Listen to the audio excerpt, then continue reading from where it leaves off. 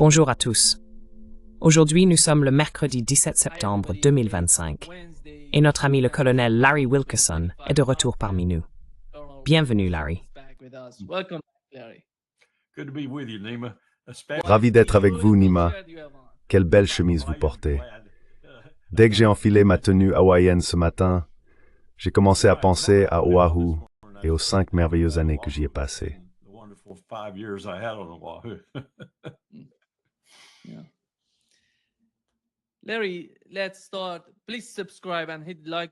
Larry, commençons. Merci de vous abonner et d'appuyer sur le bouton j'aime pour nous aider à toucher plus de monde. Et commençons, Larry, par l'affaire Charlie Kirk. Tout est tellement chaotique. C'est un énorme désordre après les événements. Certaines personnes essayent même de revendiquer l'assassinat. On a même vu Donald Trump et la vice-présidente s'exprimer à propos de Charlie Kirk. La gauche, la droite, tout le monde donne son avis. Mais voici ce qu'a dit Tucker Carlson. Netanyahou est devenu fou d'une certaine manière. On le voit tweeter, 4 tweets, 5 tweets, juste après l'assassinat. Il affirme que l'un des principaux soutiens d'Israël était Charlie Kirk. Mais il semble que Charlie Kirk ait changé d'avis à propos d'Israël, et cela lui a pris du temps. Mais il avançait dans une direction qui ne plaisait à personne dans l'administration Netanyahou. Voici ce que Tucker Carlson a déclaré.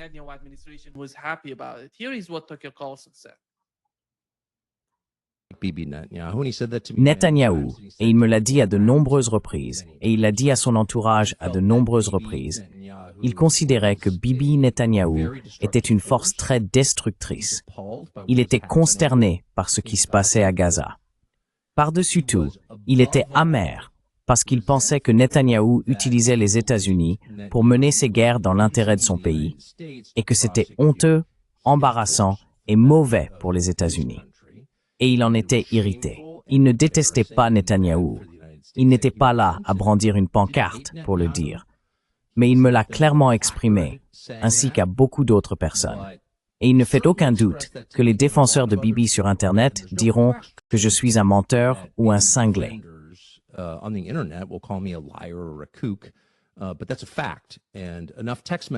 Mais c'est un fait.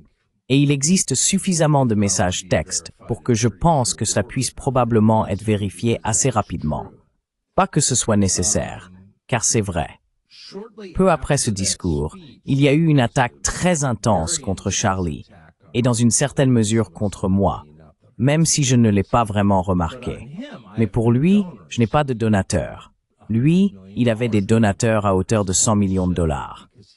Et donc, parce qu'il était impliqué dans un projet différent de simplement bavarder sur Internet, ce qui est mon métier, il dépendait en grande partie de ses donateurs, bien sûr.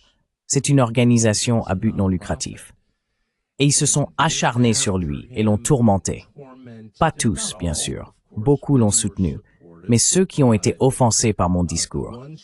Et il y avait un petit groupe très intense qui a tourmenté Charlie Kirk jusqu'au jour de sa mort.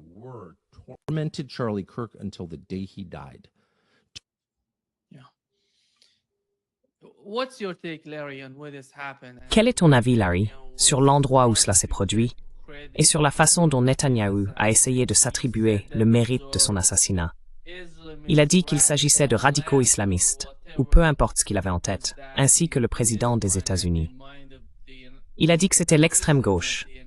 Netanyahou a dit que ce sont des islamistes. Des islamistes radicaux l'ont assassiné. Qu'en penses-tu? Mon point de vue est vraiment assez complet, car j'ai fait beaucoup de recherches au cours des dernières 48 heures. J'ai écouté beaucoup de personnes, y compris cet épisode-là de Tucker, Candace, Young, d'autres, les Young Turks. J'ai écouté des gens au sein de mon propre parti républicain. Et il y a un certain nombre de choses qui n'ont pas encore été explorées et qui sans aucun doute le seront avec le temps. Mais elles ont été évoquées, Tucker en a abordé certaines ici. Et la première question est, qui était exactement Charlie Kirk? L'une des choses sur lesquelles je suis tombé, je ne connais même pas la femme, je ne sais même pas dans quelle source elle publiait ou écrivait, mais je l'ai lu parce que les premiers paragraphes ont attiré mon attention. Elle s'appelle Rachel Bitkofer.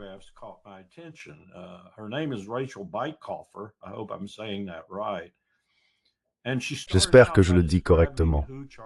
Elle a commencé par décrire qui était Charlie Kirk en des paragraphes très concis, que je trouve précis.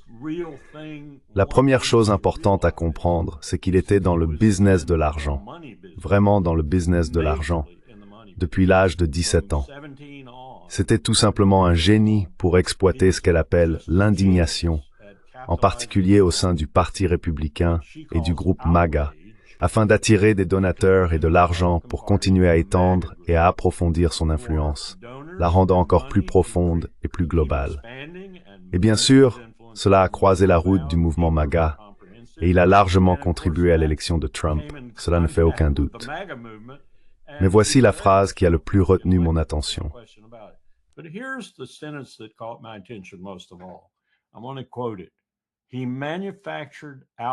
Je veux le citer, il a fabriqué de l'indignation et l'a monétisée. C'est à mon avis une description parfaite de ce qu'il a fait. Ensuite, je suis descendu en bas de l'article où elle explique ce que tout cela signifiait, y compris son récent changement de position concernant Israël. Puis elle arrive à la fin et livre une phrase qui est tout simplement percutante. Elle dit « Le tueur, l'assassin qui est maintenant en garde à vue, apparemment. On ne sait plus quoi croire dans ce monde d'assassinat de JFK et avec le FBI que nous avons aujourd'hui. » Mais elle arrive à cette phrase finale et elle dit « Le tueur pensait peut-être tuer le fascisme, mais il ne faisait qu'ouvrir la porte et dérouler le tapis rouge pour lui. »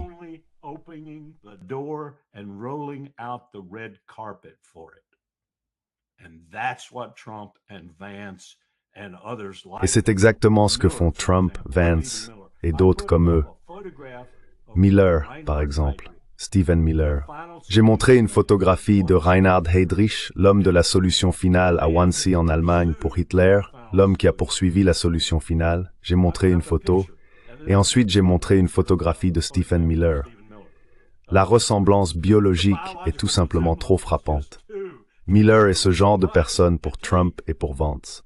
Et peu importe le poste qu'il occupe, il orchestre une grande partie de cette haine et de cette indignation dont elle parlait, que Kirk utilisait pour maintenir les républicains au pouvoir et pour garder le mouvement MAGA solide. Maintenant, je ne le critique pas pour cela.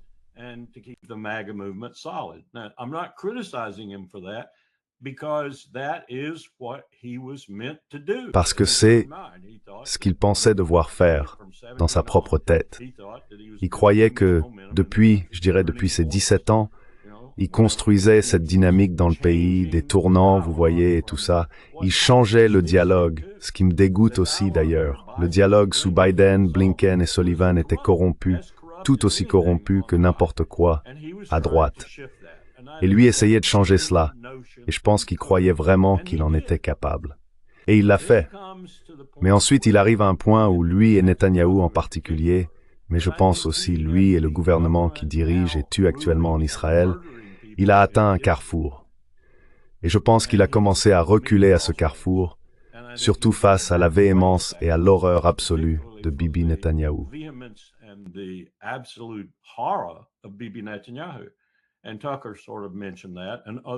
Et Tucker l'a plus ou moins mentionné, et d'autres l'ont évoqué dans des interviews que j'ai regardées. Tu le connais bien mieux que moi. Je ne le connaissais pas du tout. En fait, j'ai honte de l'admettre. Je n'avais même jamais entendu parler de son organisation avant l'assassinat. J'ai donc dû me plonger rapidement dans des recherches. J'admire un peu ce type pour sa capacité à rassembler, aussi rapidement qu'il l'a fait, un public fidèle. Mais ensuite, j'ai regardé certains des derniers épisodes où il parlait à de jeunes républicains, dans certains cas de jeunes républicains qui étaient des Américains juifs. Et il les convainquait. Il leur disait qu'ils devaient être plus sceptiques, qu'ils devaient observer ce qui se passe, qu'ils devaient comprendre ce qui se passe.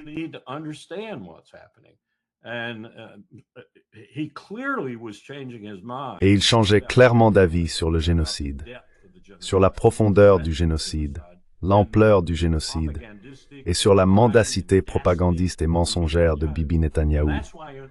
Et c'est pour cela que Netanyahou a réagi si vite, parce qu'il ne voulait pas que tout cela soit révélé. Il ne voulait pas que ces informations soient divulguées, surtout aux donateurs et aux autres personnes qui soutenaient Kirk. Et je pense qu'il est trop tard, Bibi. L'information circule. Et sa lecture de la lettre, par exemple, de Kirk, était très sélective, extrêmement sélective. Et Candace Young l'a en quelque sorte révélé. Et Bibi était en mode correction totale, en pleine propagande politique. Je mentirai autant qu'il le faudra. Et cela devrait être très embarrassant pour Bibi.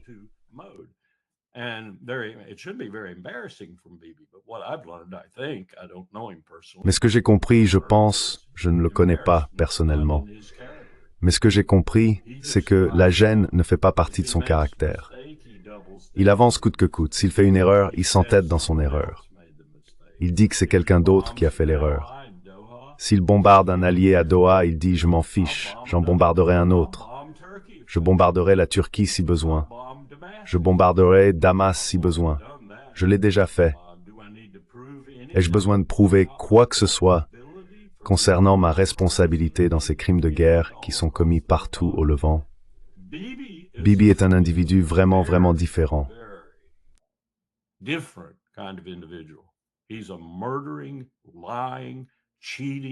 C'est un meurtrier, un menteur, un tricheur et un voyou à la tête d'une puissante machine militaire, de moins en moins puissante chaque jour, que les États-Unis soutiennent à fond.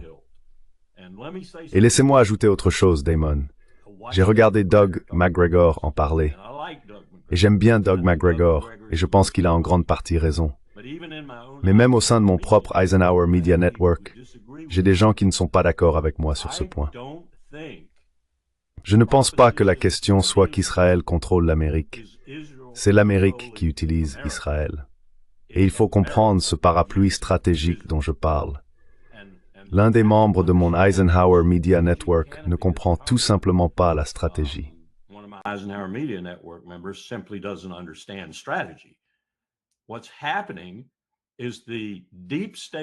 Ce qui se passe, c'est que l'État profond dans ce pays est le cercle de Davos, et McGregor a raison là-dessus.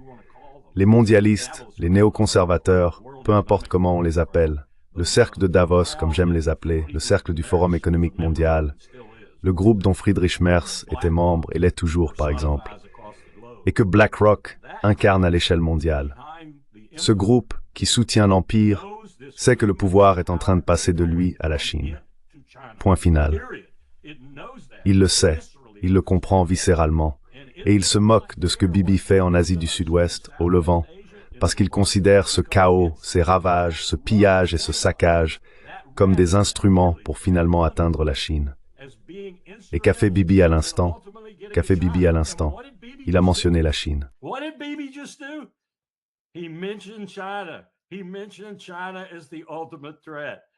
Il a mentionné la Chine comme la menace ultime. Et maintenant, il essaye de nous pousser vers Taïwan et vers une guerre que personne ne souhaite, ni la Chine ni nous, j'espère. Mais il veut utiliser cela, et il l'intuit. Il comprend que cette terminologie guerrière, cette intelligentsia, ce cercle de Davos, ces mondialistes, ces néoconservateurs, ils veulent s'en prendre à la Chine et ils veulent le faire militairement, et ils utiliseront des armes nucléaires si nécessaire. Et maintenant Bibi l'a compris, et Bibi a rejoint le mouvement. Nous devons nous attaquer à la Chine et je serai avec vous. Je couvrirai vos arrières. C'est insensé, Nima. Insensé.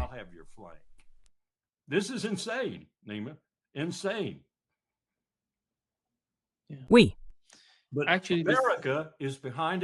Mais en réalité, l'Amérique est derrière tout cela. L'Amérique est derrière tout, y compris la parodie, le génocide, la catastrophe qui se déroule non seulement à Gaza, mais aussi en Cisjordanie, de plus en plus en Syrie et au Liban, et peut-être ailleurs. Et lorsque la guerre éclatera, celle que toi et moi savons inévitable contre ton pays d'origine, quand elle arrivera, la voie que nous prendrons à travers cette guerre mènera à la Chine. Mais je ne pense pas que nous survivrons à cette guerre.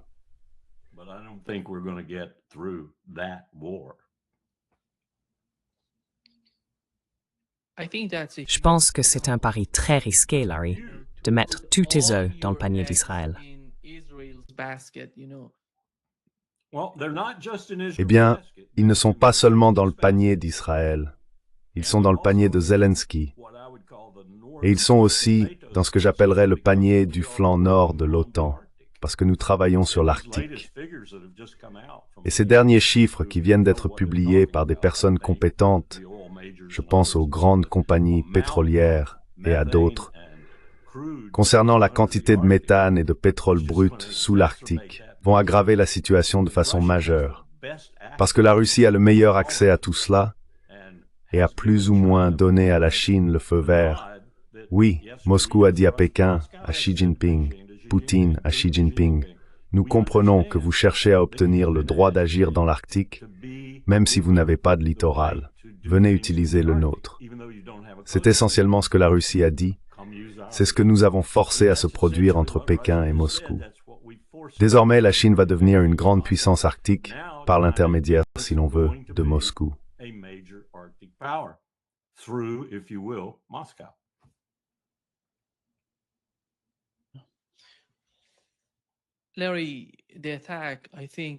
Larry, l'attaque. Je pense que ce qui se passe en Asie de l'Ouest, au Moyen-Orient, revêt une importance particulière, non seulement pour les États-Unis, mais aussi pour la Russie et la Chine. C'est particulièrement vrai pour la Chine, car la sécurité de la Chine dépend du Moyen-Orient et de l'énergie qui va du Moyen-Orient vers la Chine.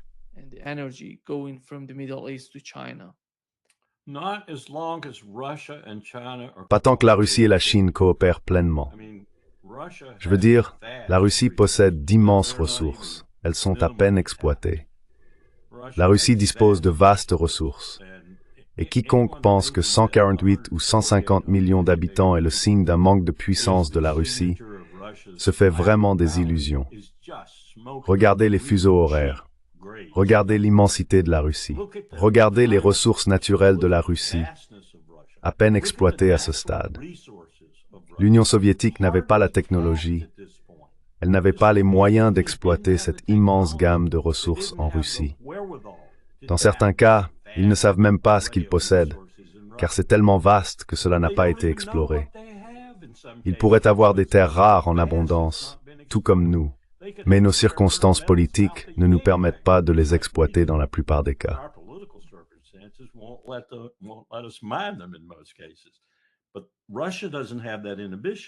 Mais la Russie n'a pas cette inhibition. C'est ça l'immensité de la Russie. C'est la profondeur de leurs ressources stratégiques dont je parle. Personne ne sait vraiment, même Poutine ne sait pas ce qu'elles sont, mais elles sont potentiellement énormes. Je comparerai la Russie aujourd'hui en termes de ressources naturelles à ce que nous étions lorsque l'Empire britannique nous a perdus en 783 à 784 à cette époque-là. C'est ce que nous avions. La providence divine, comme le disait Washington, avait béni ce pays avec d'énormes ressources. Et Washington ne savait même pas que nous allions traverser le Mississippi, aller jusqu'au Pacifique, jusqu'au sud du Texas et jusqu'à la frontière canadienne pour former une nation aussi grande qu'elle l'est aujourd'hui. Et il savait déjà que nous avions des ressources incroyables.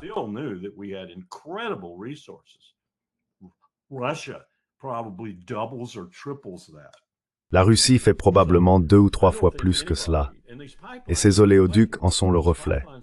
Ces oléoducs qui fonctionnent actuellement, qui sont en construction ou envisagés, vont acheminer du pétrole brut vers la Chine. Et en même temps, la Chine est en avance sur le monde, Nima. En avance sur le monde pour faire ce qu'il faut afin de répondre à la crise climatique, en passant des combustibles fossiles à une combinaison d'énergies renouvelables, nucléaire, éolien, solaire, etc., à l'avenir. La Chine est aussi en tête dans cette course, et compte tenu de sa taille et de son engagement passé envers le charbon, puis envers les combustibles fossiles, autres que le charbon, le pétrole brut, etc., c'est un accomplissement énorme. La Chine nous devance dans la transition de l'ancien vers le nouveau. C'est un pays qui le mérite. Et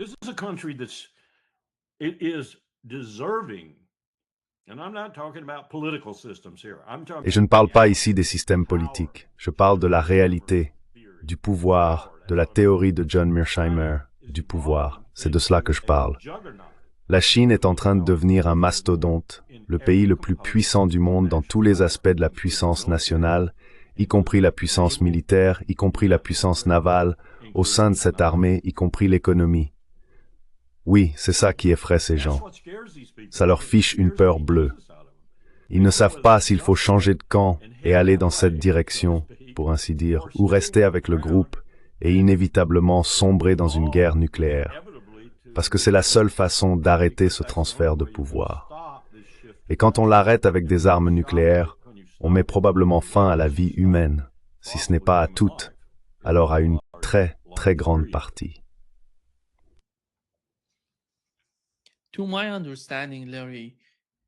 D'après ce que je comprends, Larry, après tout, s'ils peuvent d'une manière ou d'une autre menacer la sécurité de la Russie par la frontière sud, et parce que le cas de l'Ukraine, je pense, est réglé, ils ne pourront plus rien faire d'autre en Ukraine. Eh bien, cela peut encore faire saigner la Russie. Je veux dire oui, il n'y a aucun doute là-dessus. Nous pouvons encore continuer à envoyer du matériel là-bas, mais je pense que tu as raison. Franchement, je pense que Zelensky n'en a plus pour longtemps.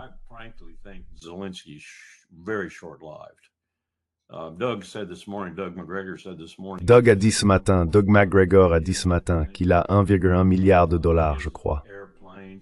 Il a des avions, il a une dacha en Floride, il en a une autre quelque part en Suisse ou quelque chose comme ça.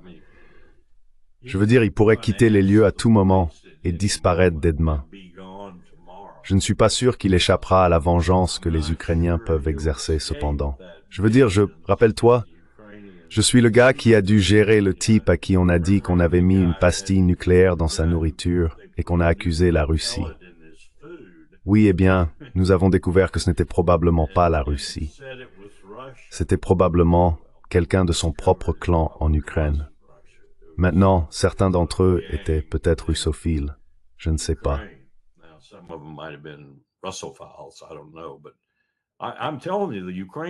Mais je te le dis, l'Ukraine avec laquelle j'ai eu affaire, Nima, était une kleptocratie. Je n'avais aucun doute là-dessus. C'était une kleptocratie. Je venais tout juste de travailler avec le groupe de travail sur la Corée du Nord. Le groupe le plus sophistiqué jamais mis en place par le département d'État et l'ensemble des agences gouvernementales américaines. Plus de 70 personnes. C'était un groupe incroyable, avec tous les niveaux d'expertise, du secret service au FBI, en passant par le renseignement. Et laisse-moi te dire, nous avons qualifié la Corée du Nord d'État criminel. L'Ukraine était pareil, et je soupçonne que c'est toujours le cas, avec Zelensky comme l'un des principaux criminels. Et nous sommes tombés dans le panneau.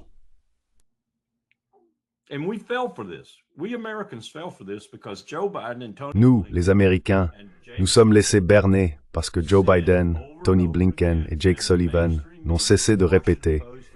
Et les médias traditionnels, le Washington Post, le New York Times, le Wall Street Journal, tous ont suivi le mouvement, affirmant que l'Ukraine était un grand pays en quête de démocratie parce qu'ils y avaient d'importants investissements. Et d'importants investissements aussi dans le complexe militaro-industriel. C'est une erreur tragique, Nima, que nous ayons fait cela. Mais ce n'est pas encore fini. Tu te souviens du vieux dicton de Don Meredith, des Dallas Cowboys? Ce n'est pas fini tant que la grosse dame n'a pas chanté. Eh bien, la grosse dame n'a pas encore chanté. Elle a chanté pour l'armée ukrainienne. C'est fini pour eux. Ils sont cuits.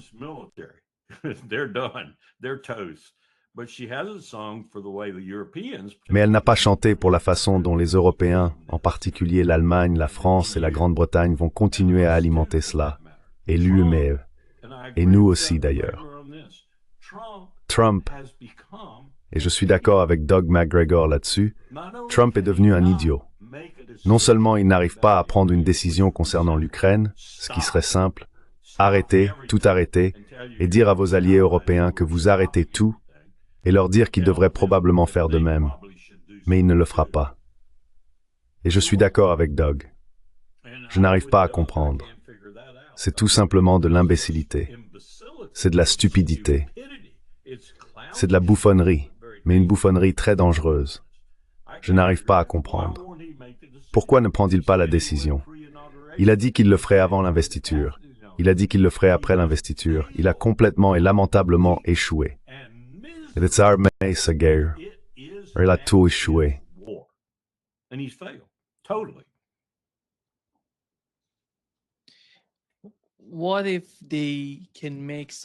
Et s'ils parviennent à créer une sorte de situation à la Idlib en Ukraine, un conflit continu sans fin, il semble que ce soit le scénario envisagé par les Européens ainsi que par l'establishment aux États-Unis. En tenant compte de cela, s'il continue, vous avez mentionné que le cas de l'Ukraine consiste simplement à saigner la Russie dans cette région. En ce qui concerne la partie sud, il cherche toujours à provoquer un changement de régime en Iran. Je ne sais pas si vous avez vu Steve Bannon en parler. Voici ce qu'il a dit, Larry. D'ailleurs, Charlie Kirk trouvait cela absurde lui aussi. Charlie Kirk pensait que le changement de régime en Iran ou une guerre contre l'Iran était absolument absurde. Oui, en fait, il en a parlé avec l'administration. Voici ce que dit Steve Bannon, Larry. Vous avez Rubio au milieu, en Israël en ce moment. Et croyez-moi, mes sources sont irréprochables. Il pousse toujours pour un changement de régime en Iran. Oui, oui, oui. Ne pensez pas que vous êtes tiré d'affaire, loin de là. Bolsonaro va aller en prison pour 27 ans. 27 ans. Le Pen, ils veulent l'envoyer en prison. Vous voyez le schéma qui se dessine ici.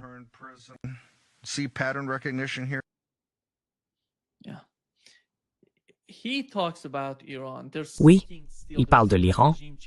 Il cherche toujours à provoquer un changement de régime en Iran. Le cerveau de ce qui se passe, si l'on peut supposer cela, c'est qu'ils veulent maintenir l'Ukraine dans la guerre, un peu comme Idlib en Syrie. Ils ont gardé la ville, la Turquie nourrissait ces gens, ces radicaux à Idlib, mais finalement, ils ont renversé Assad. Et s'ils font quelque chose dans le sud, alors, tu as mentionné à quel point la Russie est importante pour la Chine, puis c'est ça que c'est ça la Chine.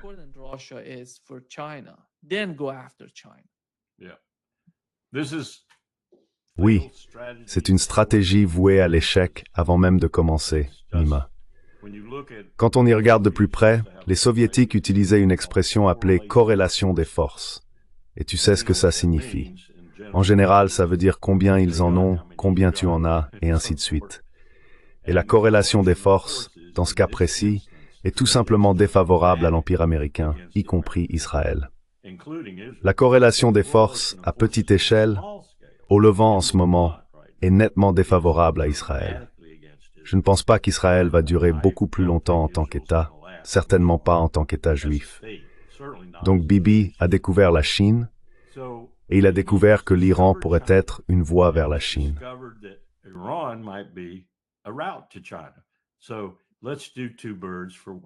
Alors, faisons d'une pierre deux coups.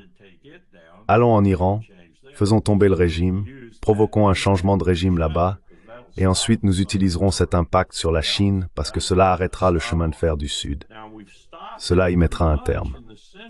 Maintenant, nous l'avons pratiquement stoppé au centre avec l'Ukraine. Il est prêt à démarrer. Je veux dire, c'est presque comme si la locomotive était sur la voie avec 400 wagons derrière elle et qu'elle ne pouvait pas avancer à cause de l'Ukraine. C'est ce que nous faisons. Nous essayons d'arrêter ce mouvement inexorable de la Chine vers le reste du monde, si vous voulez, et par là, de submerger la concurrence dans l'Empire. Et Bibi est tombé là-dessus par hasard. Et Bibi a déjà une raison de le faire, et je pense que Trita Parsi avait raison.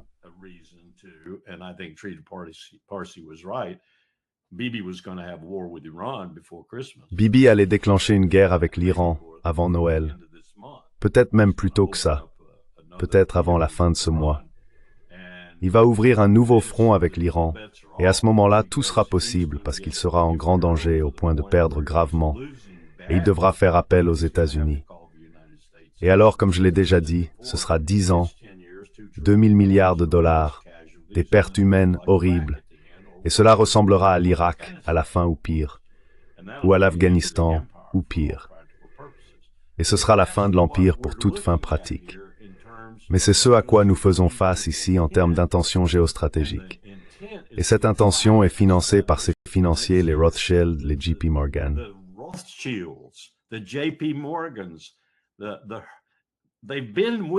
Ils ont toujours été là, tout au long de l'histoire. Ils étaient là à l'époque de l'Empire romain.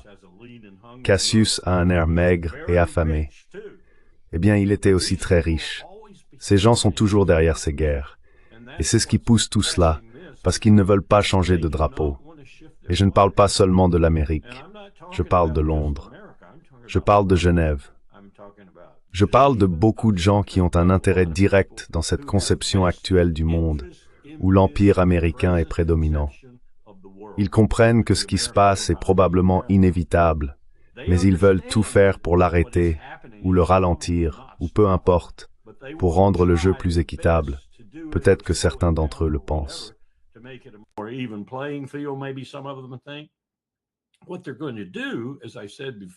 Ce qu'ils vont faire, comme je l'ai déjà dit, c'est qu'ils vont forcer ce consortium, qui comprend maintenant la Chine, l'Inde et la Russie, et probablement les 2/3 de la population mondiale en termes de soutien, à devoir utiliser la force contre l'Empire.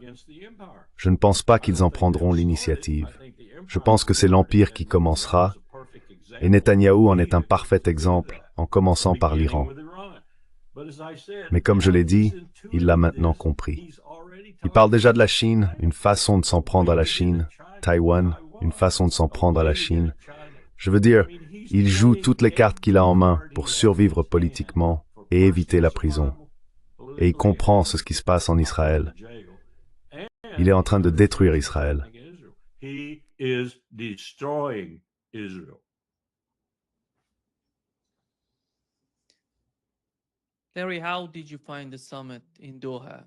Larry, comment as-tu trouvé le sommet à Doha?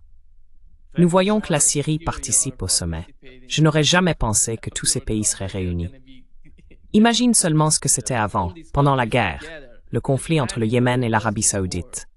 L'Arabie saoudite et les Émirats arabes unis, avec les États-Unis, attaquaient le Yémen, et le Yémen leur répondait. L'Iran soutenait le Yémen. Il y avait une énorme division à cette époque. Cette époque est révolue.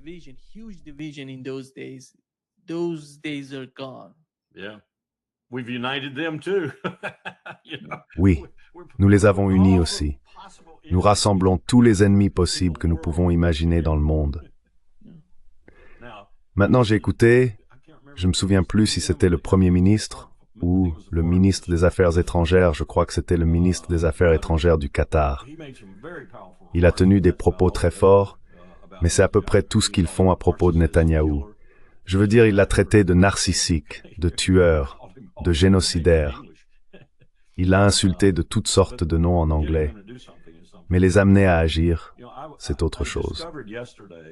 J'ai découvert hier les derniers chiffres sur combien, et cela une longue histoire, comme vous le savez sans doute, lorsqu'ils isolaient le Qatar, quand ils les isolaient les autres États arabes, en particulier la petite Sparte, les Émirats, et l'Arabie saoudite elle-même, la Turquie est devenue une grande alliée.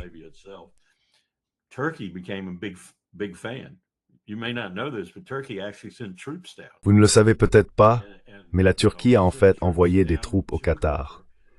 Elles étaient là pour dire au reste de la Ligue arabe et au CCG, si vous venez ici pour vous en prendre à ce petit, je serai avec lui. La plupart des gens passent à côté de cela, mais c'est arrivé. En conséquence, je pense qu'il y a beaucoup d'argent qui circule du Qatar vers Ankara. Et c'est aussi le cas pour nous, dans une certaine mesure. Je crois que j'ai mentionné dans votre émission que si j'étais à Riyad, je ferais pareil. Je leur enverrais beaucoup d'argent et je leur dirais « Allez-y, faites ce que vous avez à faire, surtout en Syrie. » Je ne savais pas à ce moment-là que le Qatar envoyait autant d'argent à Ankara, mais c'est le cas.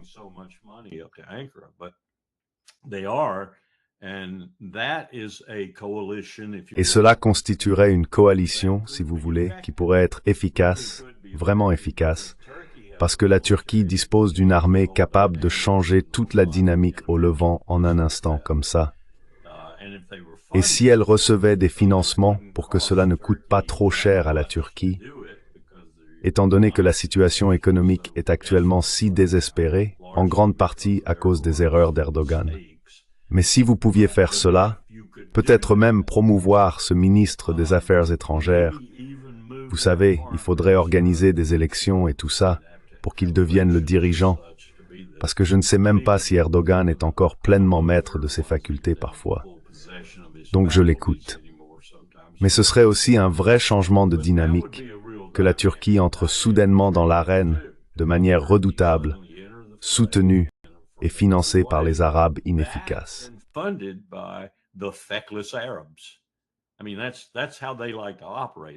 Je veux dire, c'est comme ça qu'ils aiment opérer. Ils préfèrent que quelqu'un d'autre fasse leur sale boulot à leur place et ils paient la note. Cela pourrait arriver. Nous sommes face à tout un éventail de possibilités au Levant en ce moment, la plupart causées par l'incompétence totale de Bibi Netanyahou, vraiment une incompétence qui ne fait que croître chaque jour. Cette dernière attaque contre un allié, Doha, en est un exemple parfait. Et ses réactions et déclarations par la suite l'ont été encore plus, puisqu'il a dit qu'il attaquerait quiconque. Il aurait besoin d'attaquer à tout moment, qu'il s'agisse d'un allié ou non. Je veux dire, il est devenu presque ridicule dans sa suffisance.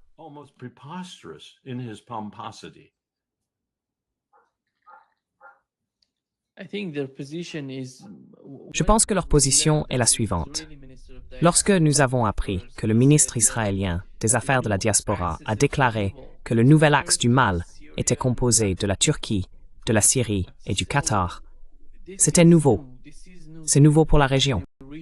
Et maintenant, ils doivent se battre.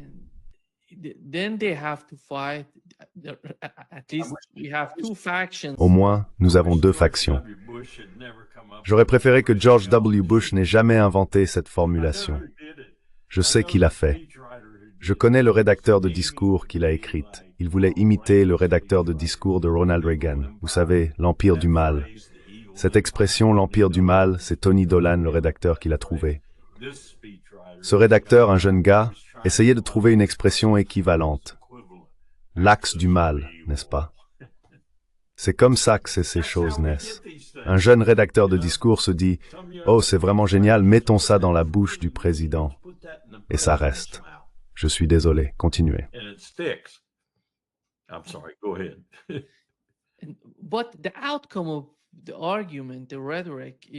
Mais l'issue de l'argumentation, la rhétorique, a tout de même son importance. Car lorsque vous placez le Qatar dans l'axe du mal, vous parlez de l'un des partenaires les plus importants, ou plutôt, pas un allié, mais l'un des partenaires les plus importants. Ce n'est pas un allié de l'OTAN, c'est un allié hors OTAN, comme vous l'avez mentionné. D'une certaine manière, cela contredit la vision des États-Unis à l'égard du Qatar. Parce que qui va en décider? Comme vous l'avez dit, Netanyahou a déclaré « Nous allons attaquer encore et encore. Nous allons recommencer sans cesse. » Mais le président des États-Unis a dit à l'émir du Qatar qu'il n'y aurait pas d'autres attaques. Qui va croire ce que dit Donald Trump?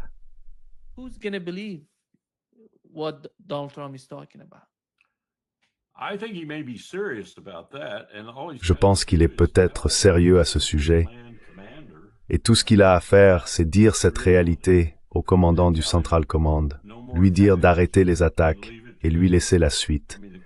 Je veux dire, le concept des opérations serait entre les mains du commandant des forces combattantes.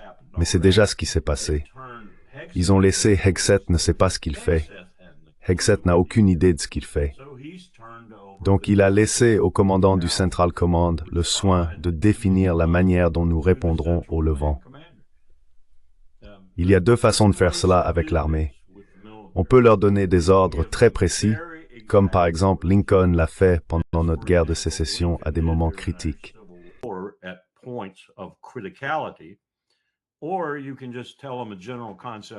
Ou bien, vous pouvez simplement leur donner un concept général d'opération, comme par exemple, ne laissez personne en Israël attaquer Doha à nouveau. Voilà le concept d'opération. Et il peut déterminer comment il va s'y prendre. Il peut le faire en étant dans l'état-major, ce qu'il est déjà en Israël, très impliqué au sein de l'état-major de la défense israélienne. Il peut demander à son officier de liaison sur place de dire « Si vous faites ça, je vous abats ». Je veux dire, il peut le faire. Nous avons fait cela pendant la première guerre du Golfe, Nima.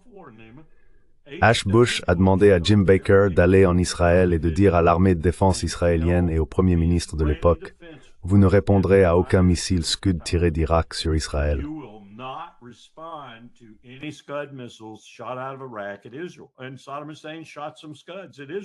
Et Saddam Hussein a tiré quelques Scuds sur Israël, et ils n'ont pas répondu parce que nous leur avions dit que s'ils le faisaient, nous leur donnerions une sérieuse correction. Vraiment une sérieuse correction. Le dernier président qui a vraiment traité avec Israël de manière raisonnable était George H.W. Bush. Il ne tolérait aucune opposition à ce qu'il voulait faire. C'est pour cela qu'il a été battu, parce que AIPAC a apporté son soutien à Bill Clinton et a fait battre George H.W. Bush. Voilà comment cela se passerait.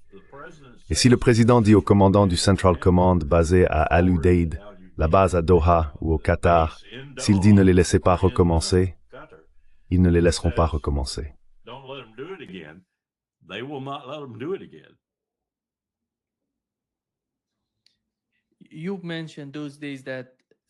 Vous avez évoqué cette période où l'Arabie saoudite, avec les Émirats arabes unis, a tenté d'isoler le Qatar en raison de leurs désaccords. Et la Turquie, comme vous l'avez mentionné, a envoyé des troupes au Qatar. Mais l'Iran a également aidé le Qatar avec des médicaments, de la nourriture, tout. Ils ont dit, vous pouvez utiliser notre espace aérien. Et d'une certaine manière, ils ont beaucoup aidé à cette époque. Je pense qu'ils ont réglé leurs différends concernant un champ pétrolier dans lequel ils avaient tous les deux des pipelines. Ils se sont rapprochés.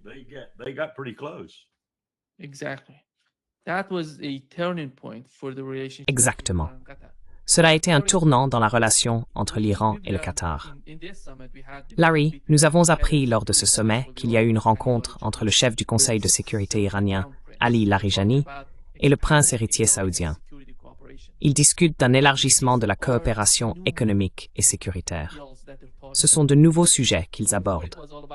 Auparavant, il s'agissait uniquement de rapprochement et simplement de ne plus être ennemis. À mon avis, ils avancent. Nous pouvons être pessimistes quant à ce qui se passe.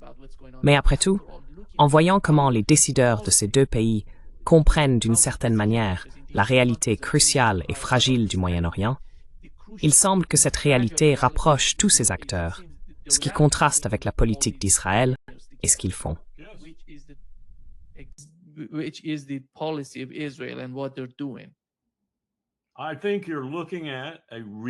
Je pense que nous assistons à une reconceptualisation de la sécurité dans la région.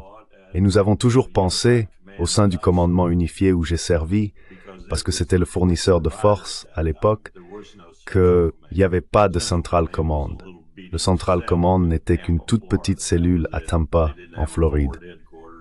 C'est tout. Ils n'avaient pas de quartier général avancé ni rien. Nous leur avons tout donné. Nous leur avons donné leurs navires, nous leur avons donné leurs avions et tout le reste. À cette époque, nous n'avions pratiquement pas de troupes au sol dans la région. Donc ce qui se passe aujourd'hui, c'est ce dont nous parlions au Pacific Command, le fournisseur de force pour la région au début des années 80. Nous parlions non pas d'une organisation de type OTAN, mais d'une véritable organisation de sécurité.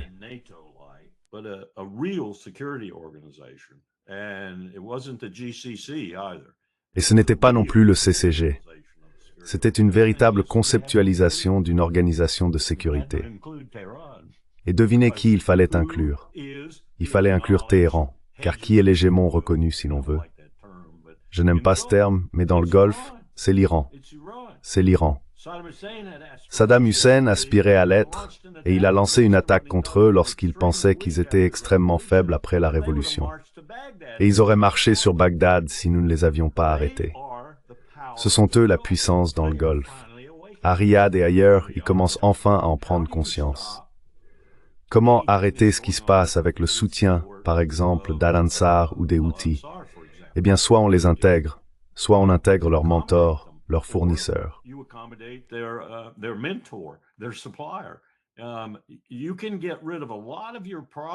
Vous pouvez vous débarrasser de beaucoup de vos problèmes internes à la région, des problèmes dont les États-Unis n'ont rien à faire, pas vraiment, si vous parvenez simplement à une forme de rapprochement.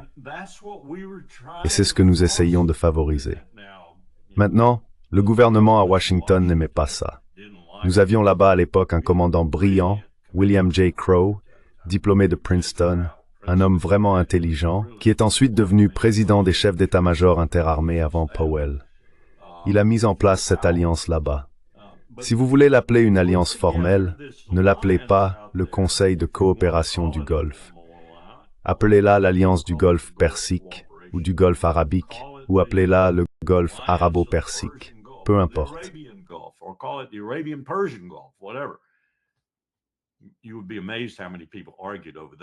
Vous seriez étonné de voir combien de personnes se sont disputées à ce sujet, à savoir s'il fallait l'appeler le Golfe Arabique ou le Golfe Persique, et ont accusé les Britanniques d'en avoir fait le Golfe Persique. Et ils auraient des intérêts qui seraient proportionnels et mutuels. Ils pourraient se protéger mutuellement, et l'Iran serait le grand protecteur dans cette alliance. Et cela ne constituerait pas une force hostile pour les autres si tous parvenaient à un accord raisonnable. De plus, cela permettrait de protéger ces 20%, ou quel que soit le chiffre exact.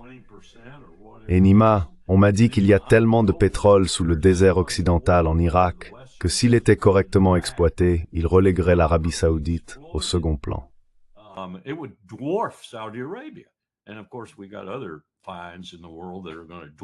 Et bien sûr, nous avons découvert d'autres gisements dans le monde qui vont éclipser l'Arabie saoudite aussi, en particulier dans l'Arctique. Mais la situation pétrolière ne va pas disparaître, et nous allons en dépendre pendant au moins encore 50 ans, probablement. Dieu nous préserve de nous détruire de cette façon. Mais la situation dans le Golfe pourrait être transformée de manière positive pour l'Iran, pour l'Arabie saoudite, pour les autres États arabes. Mais il faudrait probablement se débarrasser d'Israël. Vous m'avez entendu le dire. Il faudrait probablement se débarrasser d'Israël. Et justement en ce moment, Bibi, par son incompétence et sa nature horrible et meurtrière, est en train de le faire. Alors les accords d'Abraham, et pourquoi pas les accords de Téhéran? Maintenant, il voudra empêcher cela. Il voudra faire la guerre. Il veut faire la guerre à l'Iran.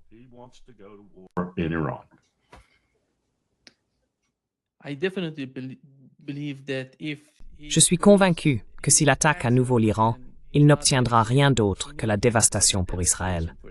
Exactement. L'Iran serait bien plus uni qu'auparavant. Et l'armée iranienne apprendrait, car elle a tiré des leçons de cette guerre de 12 jours entre les deux. Ils ont beaucoup appris. Ce fut un processus d'apprentissage pour tous les participants. Mais pour les Iraniens, c'était un enjeu énorme, car après la guerre contre l'Irak, il n'a eu aucune confrontation avec ce Straits.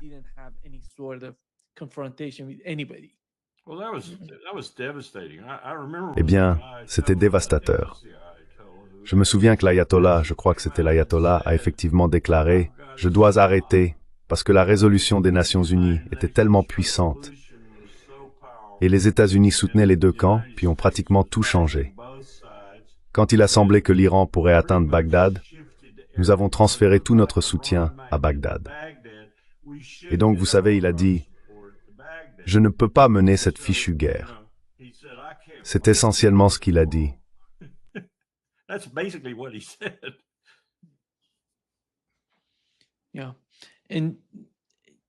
Et enfin, je vois qu'Israël pousse tous les acteurs du Moyen-Orient à se rapprocher.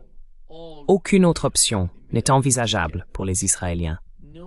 Jusqu'à présent, nous n'avons vu aucun signe indiquant qu'ils essayent, d'une manière ou d'une autre, de manipuler les choses pour se rapprocher d'un camp en particulier. Ils tiennent ce discours parce qu'ils pensent qu'aux États-Unis, certaines personnes pourraient adhérer à ce genre d'argument. Mais au fond, ils considèrent tous ces acteurs comme leurs ennemis.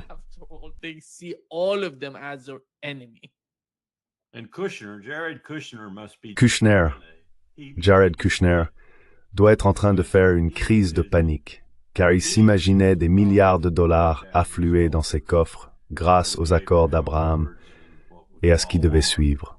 Et je pense que tout cela est en train d'être largement compromis en ce moment, voire totalement.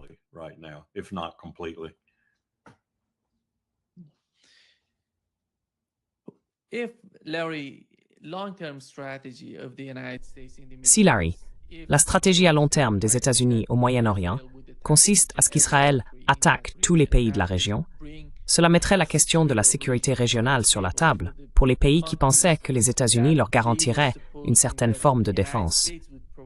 Mais cela ne s'est pas produit lors de l'attaque. Et si j'étais qatari, je dirais, donc, si demain Israël décide de nous attaquer, de tuer l'émir, qui va nous défendre? So if tomorrow Israel decides to attack us, to kill the emir, who's going to defend us? What we going to do about it? Que va-t-on faire à ce sujet? C'est une bonne question, et je suis sûr que ce genre de questions dans une démarche d'auto-introspection se pose en ce moment même à Doha. Je ne peux que deviner ce qu'ils pensent et comment ils réagissent, mais je les observe depuis longtemps, tout au long de la guerre Iran-Irak, qui fut probablement la confrontation la plus sanglante de cette région depuis très très longtemps. Et j'en suis venu à comprendre, je crois, qu'ils essayent toujours de maximiser leurs chances, principalement en dépensant de l'argent là où il le faut. Mais aussi, ils ne prennent pas de décisions impulsives, ni rapides, ni même stupides. Ils protègent farouchement leurs richesses, ainsi que leur position politique, dont on ne sait jamais vraiment où elle va mener.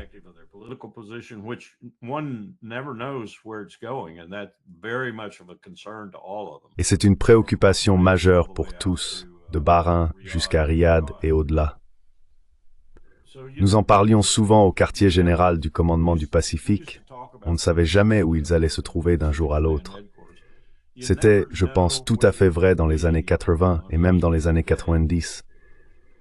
Quand j'ai rejoint Powell au Pentagone, c'était encore le cas, même si nous rencontrions Bandar tout le temps.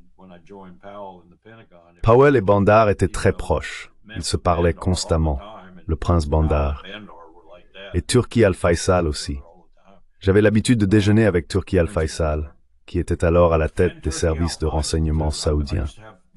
Je m'asseyais à table et je l'écoutais discourir avec éloquence sur toutes sortes de choses dont je savais pertinemment qu'il mentait.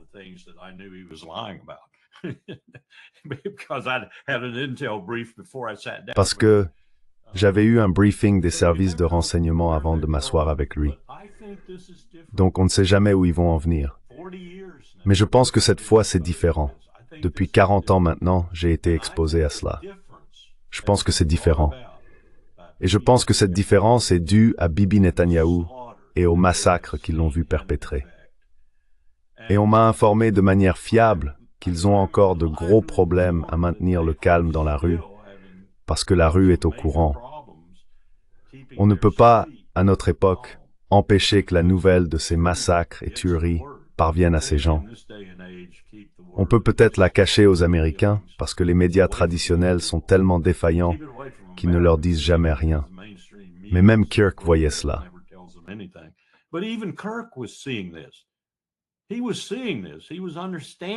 Il voyait cela. Il comprenait ce que Bibi faisait à ces gens, et il le disait. Je pense que c'est en partie le problème que nous avons avec toute tentative réelle d'enquête sur la façon dont tout cela s'est produit. Mais en même temps, pour revenir à votre point, je pense que les Arabes montrent un nouveau visage. Je ne sais pas ce que cela signifiera. Au final, je ne sais pas ce qu'ils veulent dire. Je pense que leur modus operandi reste de payer pour la solution. C'est-à-dire, c'est leur modus operandi. Payer pour la solution et conserver le pouvoir politique, que ce soit la Maison des Saouds, l'émir du Qatar ou un autre. Je ne pense pas que cela changera.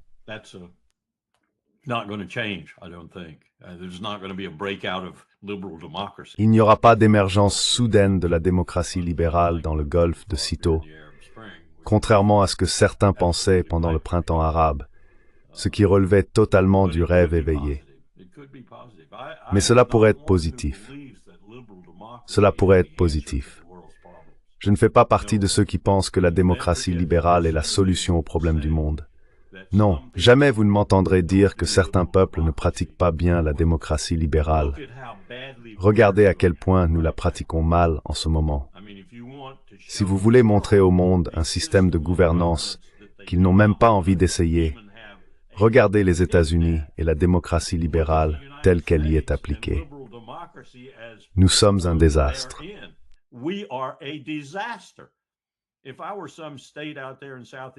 Si j'étais un État quelconque en Asie du Sud-Est ou n'importe où dans le monde d'ailleurs, en regardant la Grande-Bretagne, la France, l'Allemagne ou certains pays scandinaves aujourd'hui, je me demanderais, vais-je les imiter? Jamais de la vie. Je préfère mon autocratie. Merci beaucoup.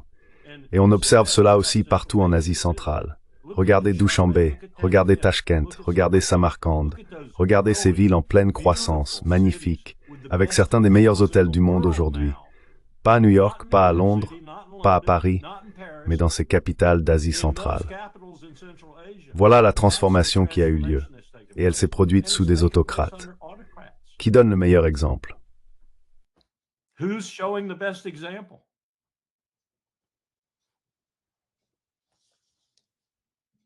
Larry, how do you see the case of Larry, Cyprus? comment vois-tu le cas de Chypre? Penses-tu qu'il s'agit d'une continuation du conflit entre Israël et la Turquie en Syrie? Parce que le cas de Chypre m'a en quelque sorte étonné, puisque pendant les 12 jours de guerre, nous avons appris que de nombreux Israéliens se rendaient dans le sud de Chypre. Oui. And British flights are out of Cyprus. Et les vols britanniques partent de Chypre, survolent Gaza. Je pensais qu'ils allaient arrêter. Starmer a dit qu'il les avait arrêtés. Ce n'est pas le cas. Ils continuent. Ils continuent toujours. Ils continuent de transmettre des données, de télécharger des données pour les Israéliens. Oh, il y a un gars du Hamas sur ce bâtiment. Ah bon, comment le sais-tu? Je l'ai vu depuis un avion britannique. Chypre, Grèce, Turquie, Israël, même Malte, et le Liban. Je veux dire, regardez ce que Netanyahou a essayé de faire. Il a maintenant tenté de s'emparer de tout ce qui a été découvert en Méditerranée orientale au cours de la dernière décennie. Gaz, pétrole. Il a voulu tout prendre. Il pense qu'il a obtenu Gaza, parce que Gaza ne sera plus une non-entité maintenant. Ce sera un territoire israélien. Donc il a tout cela, et ses prochaines actions seront, s'il s'en sort, ce qui n'arrivera pas, mais sa prochaine action serait de menacer Chypre et le Liban concernant leurs ressources. Il veut tout.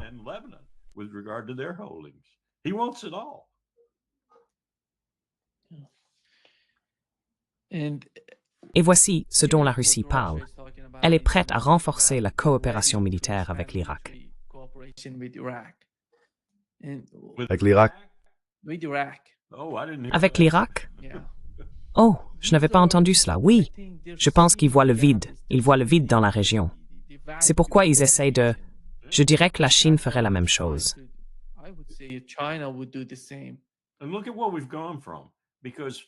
Et regardez d'où nous sommes partis. Parce que lorsque nous avons entamé les négociations avec toutes les personnes qui allaient finalement former la coalition qui a mené la première guerre du Golfe, bouclier du désert, tempête du désert pour nous, lorsque nous avons mené ces négociations, savez-vous qui nous a beaucoup aidés avec l'Irak et d'autres pays de la région? Et l'Irak était celui que nous allions attaquer. Gorbatchev, parce qu'il savait tout. Son équipe, en particulier son état-major de la défense, savait tout parce qu'ils avaient été en Irak. Il leur avait vendu leur T-72 et leur T-54. Je veux dire, ils connaissaient tout de la garde républicaine, etc. Et Gorbatchev était très ouvert parce qu'il avait compris que Bush était sérieux à propos de la mise en œuvre du mandat de l'ONU, qu'il comptait le faire avec une force robuste de Syriens, de Français, d'Égyptiens, et le faire correctement, puis s'arrêter, pas conquérir l'Irak. Et Gorbatchev était une personne très coopérative. Il a bien fait une tentative auprès de Saddam Hussein et a essayé de le convaincre, vous savez, de se retirer, de faire sortir ses troupes du Koweït. Mais ça n'a pas fonctionné.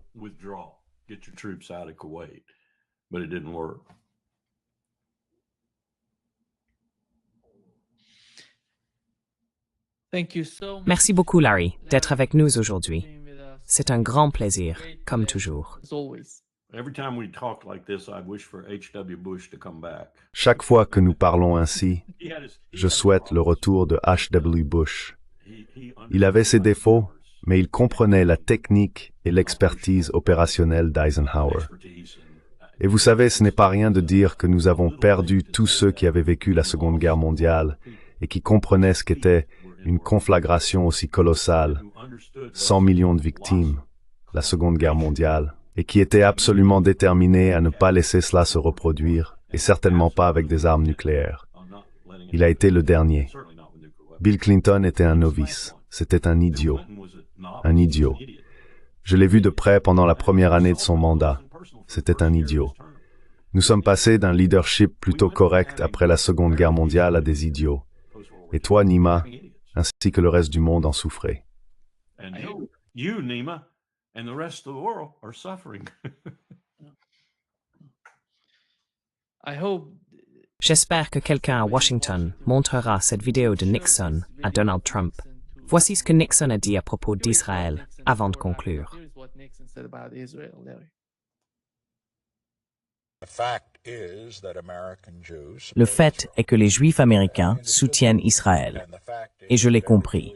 Et le fait est que chaque premier ministre israélien que j'ai connu a sollicité les Juifs américains pour exercer autant de pression que possible dans le processus politique sur les présidents américains.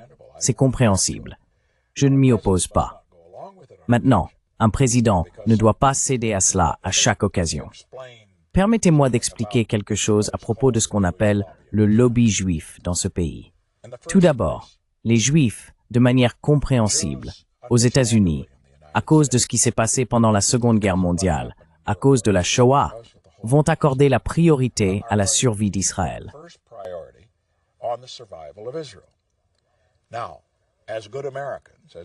Maintenant, aussi bons Américains qu'ils soient, ils croient que la survie et la sécurité de l'Amérique sont directement liées à celle d'Israël.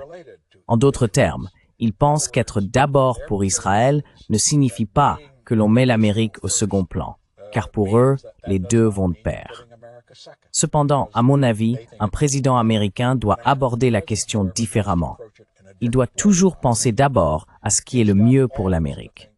Et cela vaut que cela concerne les Israéliens, les Irlandais, les Allemands ou qui que ce soit d'autre, les Polonais, etc.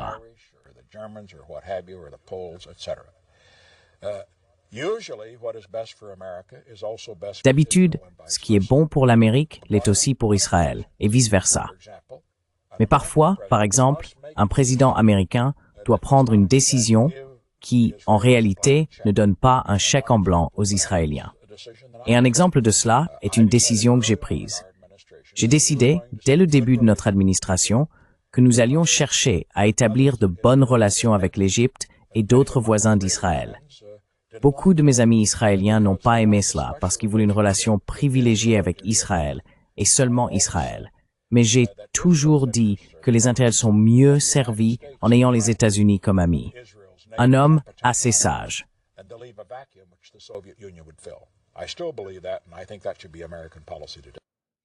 Pretty wise man. Il n'avait pas vraiment de bon sens quand il s'agissait, vous savez, de s'enregistrer lui-même dans le bureau ovale. Il vient de le dire. Je ne sais pas s'il y a quelqu'un à Washington pour entendre ce qu'il vient de dire. No, nor any of the other presidents, even LBJ, Non, who was ni aucun des autres présidents, même pas LBJ qui était un vaurien. LBJ était en grande partie responsable, selon moi, de leur avoir donné l'arme nucléaire.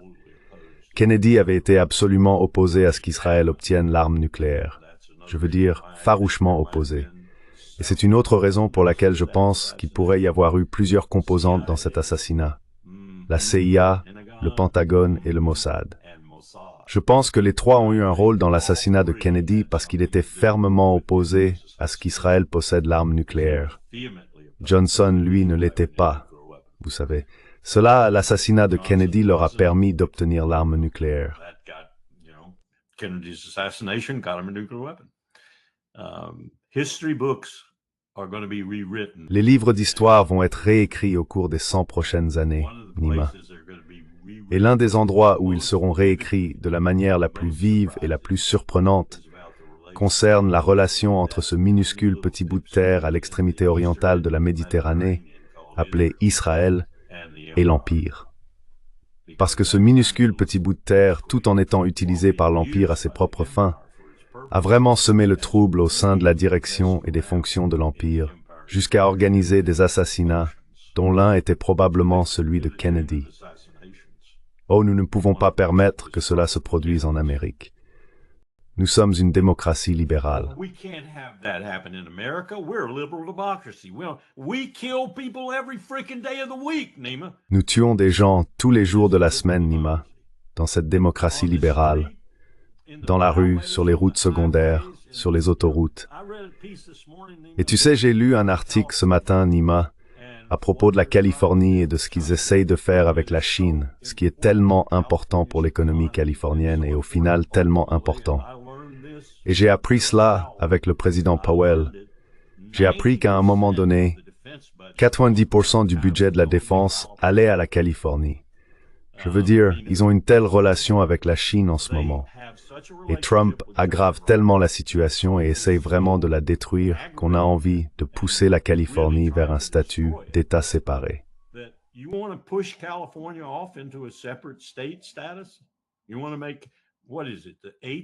Vous voulez faire quoi? La 8e plus grande économie du monde, ou quelque chose comme ça. Elle pourrait très bien se débrouiller toute seule. Peut-être qu'on construira une clôture autour de la Californie pour vous empêcher d'entrer. Empire. Je veux dire, vous savez, on parle de la réalité ici, c'est ce qui se passe.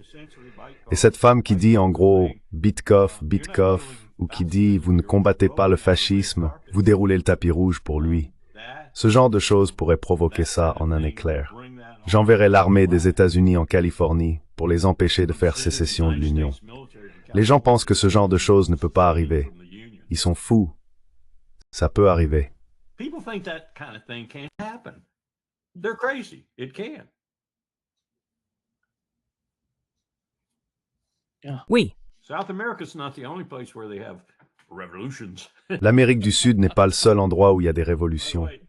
D'ailleurs, mon ami vient de partir pour... Mince, je me souviens plus. Il y a des élections là-bas en ce moment. C'est la Bolivie? Où est-ce que c'est le plus? Ça pourrait être la Bolivie, oui. Elle y va pour acheter un bien immobilier parce que quand il y a des élections, les prix de l'immobilier baissent ou quelque chose comme ça. Donc, elle se dépêche d'y aller pour acheter. Intéressant. Tu connais ce phénomène où on construit un immeuble et seul le rez-de-chaussée et peut-être les appartements du 2e ou du 3e étage sont loués, des gens y vivent, et ceux des étages supérieurs sont loués au fil du temps, et tu peux les avoir moins chers et emménager 3 ou 4 ans plus tard. Oui, c'est un peu ce qu'elle cherche. C'est plutôt malin en fait. Tu finances la construction, en gros, et l'aménagement jusqu'en haut au fur et à mesure. Et tu gagnes plus d'argent avec les appartements déjà loués. C'est très astucieux.